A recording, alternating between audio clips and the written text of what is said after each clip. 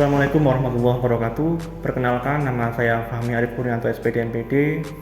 Saya adalah dosen pada program studi Pendidikan Geografi Fakultas Keguruan dan Ilmu Pendidikan Universitas Jember. Pada kesempatan kali ini saya akan menyampaikan deskripsi singkat dari mata kuliah Geologi Indonesia yang akan saya bawakan dalam perkuliahan luring di kelas. Mata kuliah Geologi Indonesia terdiri atas 2 SKS dan masuk pada rumpun geografi fisik, di mana biasanya mata kuliah ini ditempuh oleh mahasiswa pada semester 2. Mata kuliah Geologi Indonesia merupakan mata kuliah lanjutan dari mata kuliah Geologi Umum di semester 1, yang mana mata kuliah ini memiliki 4 komponen utama. Yang pertama adalah kondisi umum lempeng tektonik Indonesia, mulai dari penjelasan busur Sunda, Banda, Sangihe, sampai dengan busur Halmahera. Yang kedua, kondisi stratigrafi, fisiografi, vulkanologi, dan struktur geologi kepulauan-kepulauan di Indonesia. Yang ketiga, potensi geologi di wilayah Indonesia serta ancaman geologi yang mengiringinya, termasuk ada bahaya kegempaan dan erupsi gunung api. Yang keempat adalah permasalahan geologi yang menjadi konflik bagi masyarakat dan bagaimana kemanfaatan untuk pelestarian sumber daya geologi yang berkelanjutan. Mata kuliah ini dibebankan 3 CPL oleh program studi, yang mana terdiri atas pengetahuan, keterampilan umum, dan keterampilan khusus seperti yang tampil di layar sebagai berikut. Kemudian CPMK pada mata kuliah ini ada 3 CPMK. Yang pertama adalah mendeskripsikan prinsip-prinsip geografi dan pengetahuan yang relevan dengan kajian geologi di wilayah Indonesia. CPMK kedua adalah menunjukkan sikap adaptif terhadap lingkungan dan masyarakat, khususnya dalam kajian geologi. Dan CPMK yang ketiga adalah mengidentifikasi permasalahan geologi di wilayah Indonesia dalam berbagai macam dinamika ruang fenomena geosfer. Adapun materi pembelajaran selama 16 pertemuan adalah sebagai berikut. Yang pertama adalah konsep dasar dan ruang lingkup kajian geologi Indonesia.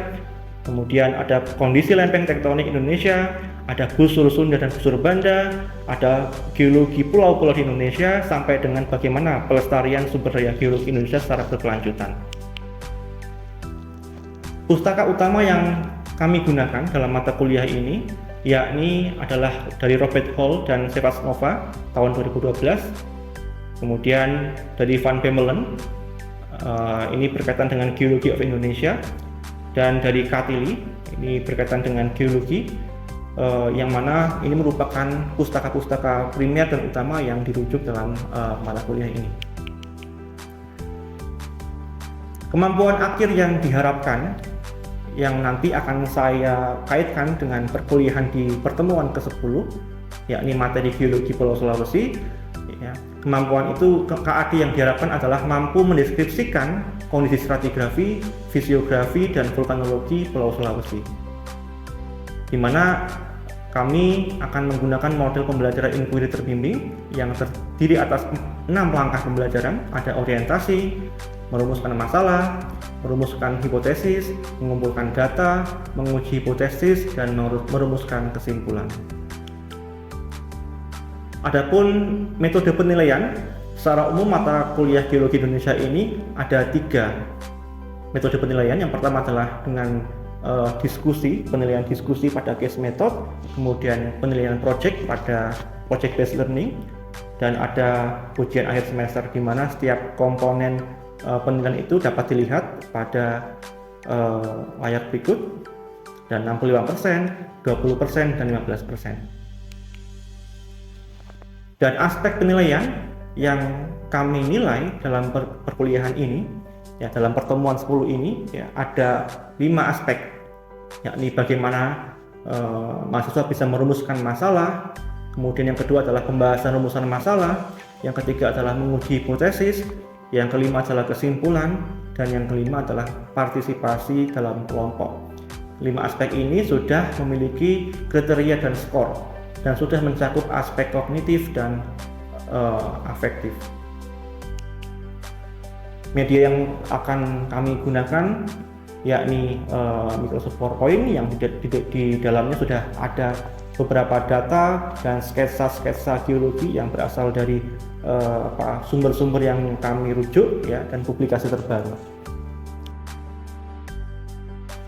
Demikian tadi deskripsi mata kuliah Geologi Indonesia.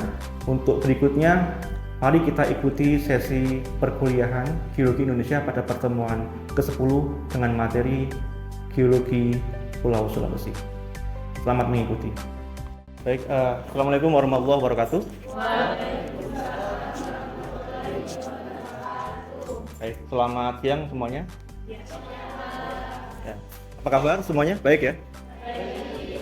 Baik. Hari ini kita akan membahas mengenai geologi di Pulau Sulawesi. Ya, geologi Pulau Sulawesi yang mana nanti Anda diharapkan bisa mendeskripsikan ya kondisi geologi ya berkaitan dengan stratigrafi, kemudian fisiografi dan vulkanologi di Pulau Sulawesi. Pada perkuliahan ini nanti akan saya desain dengan diskusi ya. Anda akan diskusi ya, kemudian nanti membahas mengenai isu yang berkaitan dengan perkuliahan hari ini. Nanti akan saya sampaikan isunya. Dan kemudian nanti di akhir harapannya Anda sudah bisa memahami semua karakteristik geologi yang ada di Sulawesi. Baik, kita masuk ke pengantar ya. Jadi secara garis besar, Pulau Sulawesi ini hampir sama dengan pembentukan di Pulau Kalimantan. Ya, jadi ada pengaruh dari Eurasia, Sundaland, kemudian dari Australian Plate. Dan kemudian nanti akan kita kaitkan dengan beberapa karakteristik utama. Yang pertama adalah berkaitan dengan beberapa lempeng benua yang mendeformasi Sulawesi itu, dan termasuk juga lempeng samudranya, yakni ada Australian Plate, Eurasia, dan Pasifik. Kemudian juga di situ ada vulkanisme. Nah, vulkanisme ini nanti Anda akan melihat Sulawesi itu ada dua periode ya. Sama seperti di Kalimantan, bahwa Sulawesi itu ada vulkanisme di pratersier, di tersier, sampai saat ini di kuarter. Nanti Anda bisa mengamati itu. Dan berikutnya ada busur oviolit ya. Jadi nanti bisa dipastikan, bisa dilihat bagaimana singkapan-singkapan batuan metamorf ya, baik yang berasal dari kerak samudra dan kerak benua yang tersingkap di Sulawesi. Itu juga bisa dilihat secara lebih utuh nanti dalam sebuah kolom stratigrafi. Dan kalau kita melihat fisiografinya, Sulawesi ini terdiri atas 3 lengan ya, lengan utara, kemudian lengan selatan atau barat, kemudian lengan timur. Gimana kalau kita melihat dari pewarnaan litologi ya, ini ada perbedaan yang sangat signifikan, di mana di timur Anda melihat ada batuan metamorf ya yang berwarna ungu, kemudian ada batuan ultramafic ya. Kemudian di lengan baratnya itu ada vulkanisme di pratersier maupun sampai di tersier. Kemudian di bagian utara yang unik adalah ada gunung api yang masih aktif ya. Ini merupakan gunung api kuarter. Ya, nanti ini juga kita akan melihat bagaimana perbandingan busur gunung api Sangihe dan busur gunung api Halmahera, yang mana itu dipengaruhi oleh dua model subduksi yang berbeda. Baik, untuk peta ini ya, ini nanti sama seperti yang di NTB, kita meneruskan pembahasan kita, di mana di peta ini kita akan membahas fokus pada zona A, B, dan C. Ya, jadi di Sundaland-nya, kemudian kita membahas juga di kolisi di lengan Sulawesi, dan C-nya di pembentukan dua busur gunung api. Ya. Ada dua subduksi, dua double kolisi di situ. Ya ini. Ya, jadi kalau kemarin kita melihat bagaimana pembentukan NTB juga berkaitan dengan rifting kerak benua Australia ya, itu pun juga dialami oleh Sulawesi ya. Jadi di 15 juta, di 7 juta, dan di hari ini Anda bisa melihat bagaimana perbedaan pola evolusi tektonik ya. Jadi yang awalnya itu masih agak jauh ya, kemudian dia ada rollback ya. Ini awalnya belum ada kolisi, belum konvergen, kemudian di akhir di Pleistosen ada konvergen. Ada warna merah, warna hijau, dan warna kuning, itu mewakili setiap kerak benua. Yang warna merah itu berasal dari kerak benua Australia, kemudian kuning itu dari Sundaland, dari Eurasia, kemudian hijau itu berasal dari Pasifik ya, Pasifik.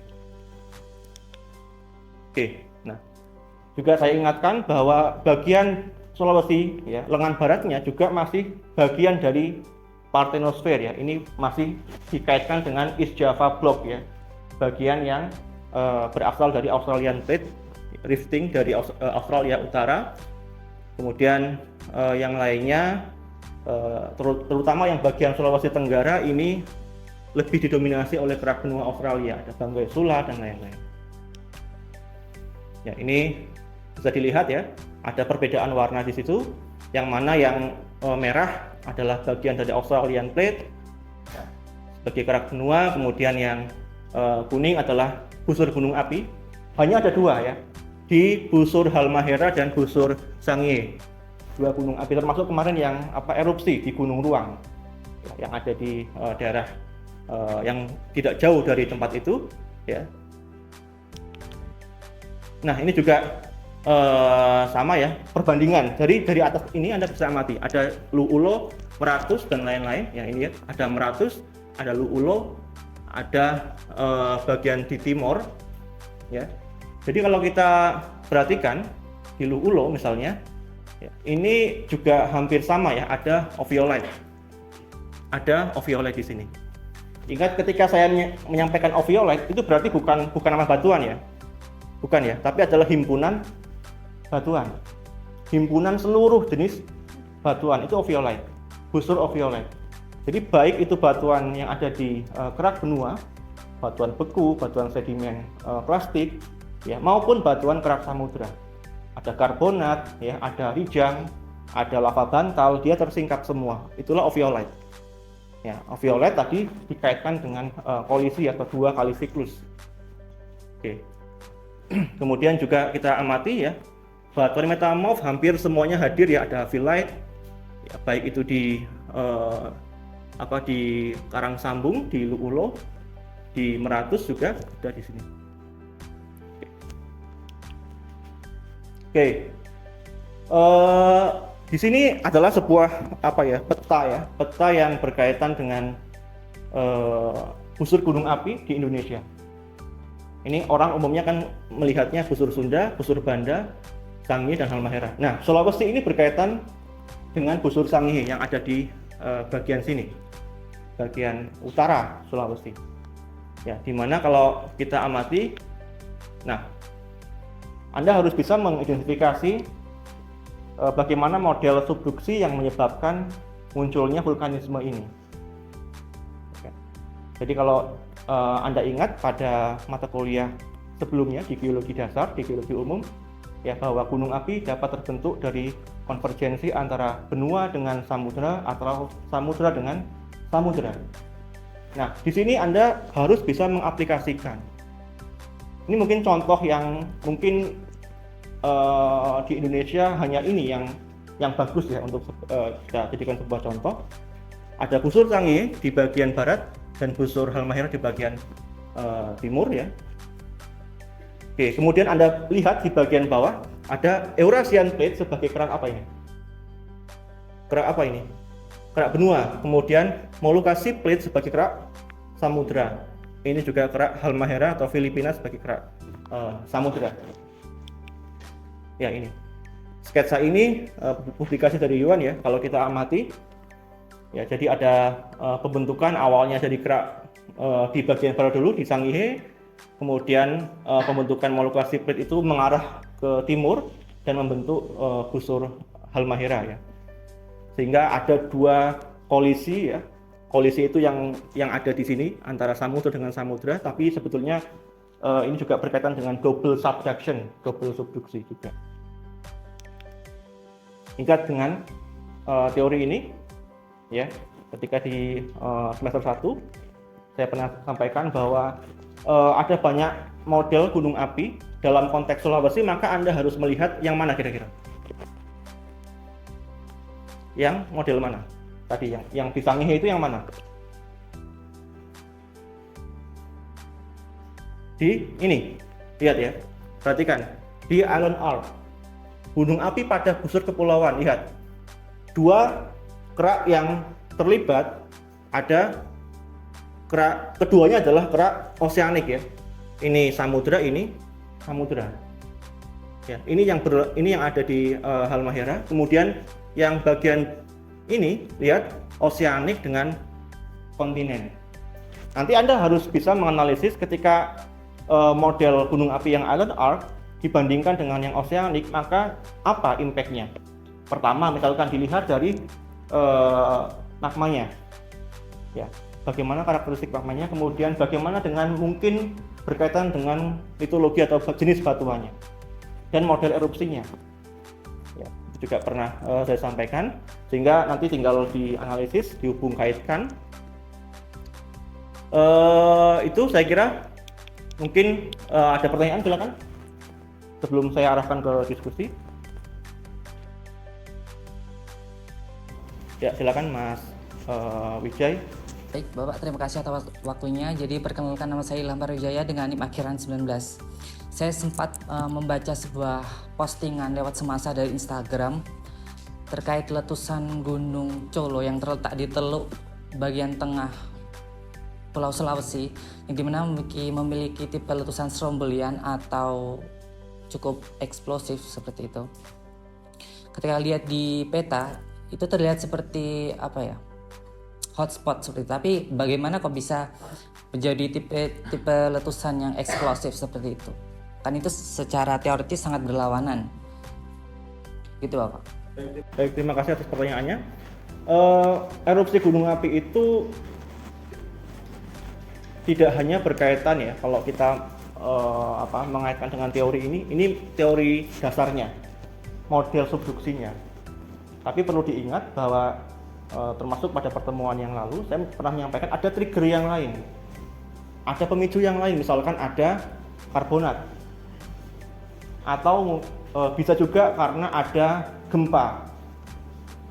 Jadi gunung api erupsi, dia strombolian, kemudian dia eksplosif, itu bergantung kepada faktor apa yang men-triggernya. Misalkan yang paling mudah mungkin ya, yang Anda pasti ingat, Krakatau tahun 2018 ketika Seventeen itu konser. Pernah? Nah, itu ternyata erupsi Krakatau itu didahului oleh longsor di bawah laut. Jadi longsornya men-trigger erupsi. Termasuk yang di Filipina ya, di Jepang itu juga ada beberapa gunung api yang diakibatkan oleh badai. Kalau di Ijen, kaldera Ijen ya, kaldera Ijen itu basalt. Secara subduksi dia basalt, tapi dia bisa eksplosif dan bisa membentuk sebuah kaldera. Karena apa? Karena ada pengaruh sedimen. Ya, ada karbonat di situ. Jadi faktor geokimia juga bisa berpengaruh. Saya kira itu, Mas Wijay. Terima kasih. Ya, silakan. Ada lagi? Ya, Mas Haidar, silakan. Tadi dijelaskan bahwasanya proses subduksi di Kalimantan dengan Sulawesi kan hampir sama. Lantas apa yang membedakan antara subduksi Kalimantan dengan Sulawesi tersebut? Baik. Jadi kalau kita melihat pola ke arah timur itu sebetulnya dalam konteks siklus Wilson hampir sama. Cuman yang membedakan adalah pertama adalah siapakah yang mempengaruhinya atau lempeng manakah yang mendeformasi itu. Ya, masih ingat di Kalimantan itu antara Eurasia dengan Parthenosfer ya. Jadi kalau kita lihat di sini ya. Jadi ini adalah Eurasia, kemudian ini adalah Paternosphere, ini berkaitan dengan Sundaland, ini dari Australia. Ya, kemudian rifting dari Australia Utara. Kemudian kalau yang di di Sulawesi ini yang terutama ya, yang di lengan timurnya adalah melibatkan lempeng benua Australia langsung, yang dia rifting ke Indonesia, ke kepulauan Indonesia pada zaman periode kuarter ya, di 5 juta tahun yang lalu. Dia terakhir ya jauh setelah Kalimantan itu terbentuk ya. Jadi ada perbedaan mikrokontinen atau kerak benua yang mendeformasinya. Itu yang pertama. Kemudian dari periodenya juga berbeda, dan juga di Kalimantan ini karena memang bagian Paternosphere ini banyak sedimen tua, termasuk yang kemarin saya sampaikan di Kalimantan Tengah juga banyak sedimen yang membawa banyak sekali intan ya. Itu juga karena antara yang Paternosphere dengan yang yang Australian Plate ini berbeda asal ya, kerak benuanya. Jadi ada perbedaan asal, kemudian perbedaan sedimen dan perbedaan waktu serta kerak benua atau kerak samudra yang terlibat. Saya kira itu, Mas Haidar. Oke. Untuk selanjutnya Anda bisa cek di MMP. Ya, itu sudah saya siapkan LKM untuk dikerjakan secara berkelompok ya. Jadi di situ ya. Nah, ini 4 poin yang perlu elaborasi oleh Anda. Jadi yang pertama adalah bagaimana Anda melihat evolusi tektonik di Pulau Sulawesi ya, dengan mengacu kepada siklus Wilson. Ya, tadi yang saya sampaikan itu hanya pengantar ya. Jadi saya menyampaikan hal-hal umum, kemudian mencontohkan secara umum, kemudian Anda bisa menjabarkannya, misalkan dalam konteks kaitannya dengan jenis batuannya. Ketika ada siklus Wilson, ada kolisi, maka ada batuan jenis apa yang tersingkap dari kerak samudra. Ketika ada misalkan ada karbonat, ada lava bantal, ini berarti berkaitan dengan proses yang seperti apa. Ada MORB, berarti ini berkaitan dengan paleo subduction, misalkan seperti itu. Nah, itu contohnya ya. Yang poin kedua adalah lihat apakah perbedaan ya, bagaimana perbedaan lengan barat Sulawesi dengan lengan timur Sulawesi. Ini juga saya kira relatif mudah, sudah saya sampaikan secara umum, tinggal Anda menjabarkan. Jadi ada data stratigrafi tadi. Kemudian bagian ketiga adalah jelaskan perbedaan magmatisme dan vulkanisme di Sulawesi. Tadi saya sampaikan ada 2 busur Sangihe dengan busur Halmahera. Ketika 2 busur ini dibentuk dengan proses yang berbeda, maka impact-nya adalah ya, potensi erupsi juga akan berbeda, jenis batuannya juga akan berbeda. Silakan bisa dielaborasi di breakdown. Ya, kemudian keempat adalah bagaimana pembentukan atau perbedaan pembentukan busur oviolite antara Pulau Sulawesi dengan Kalimantan. Ini tadi ya, Anda bisa mereview lagi, bisa dari segi waktu dan lain-lain, bisa dijawab secara singkat, padat dan jelas. Saya beri waktu berapa menit? 10 menit cukup? Ya, saya beri waktu 30 menit ya untuk bisa mengerjakan ini, kemudian nanti bisa disampaikan hasilnya seperti apa. Ya, silakan bisa mendiskusikannya dengan kelompoknya masing-masing.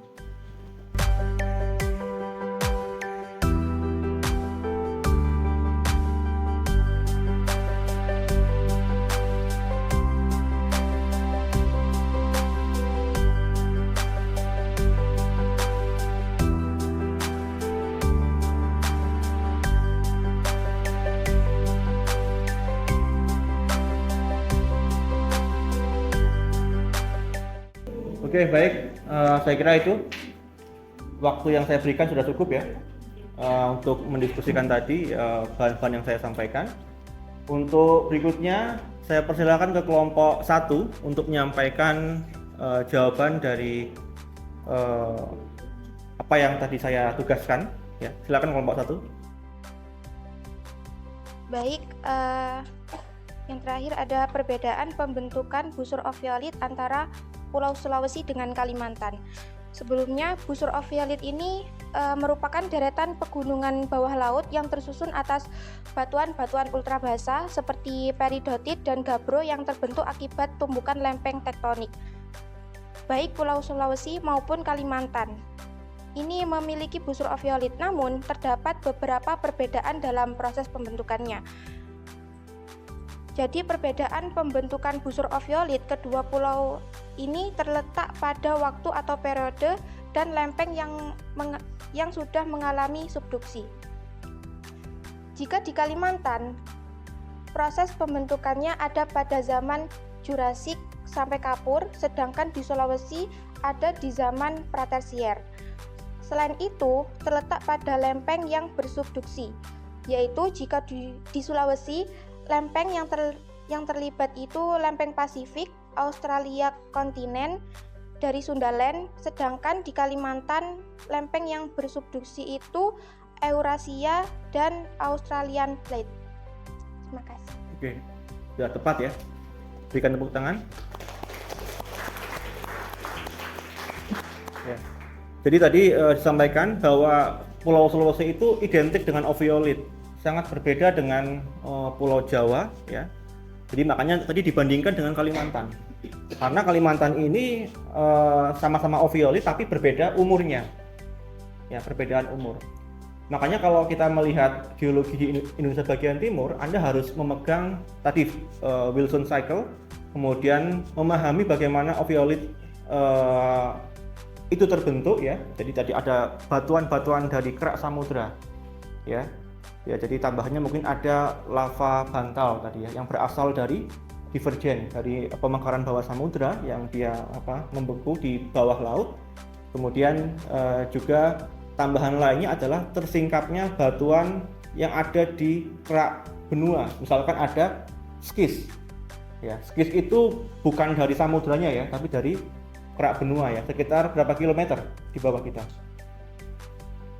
Ya mungkin sekitar 30 sampai di 90 km itu skismika itu tersingkap. Jadi kalau oviolit pasti ada dua perwakilan dari kerak samudra ya, tadi ada rijang, ada gabbro ya, ada lava bantal, dan ada perwakilan dari kerak benua ya, ada skis, ada phyllite atau batuan-batuan metamorf yang berasal dari kerak benua.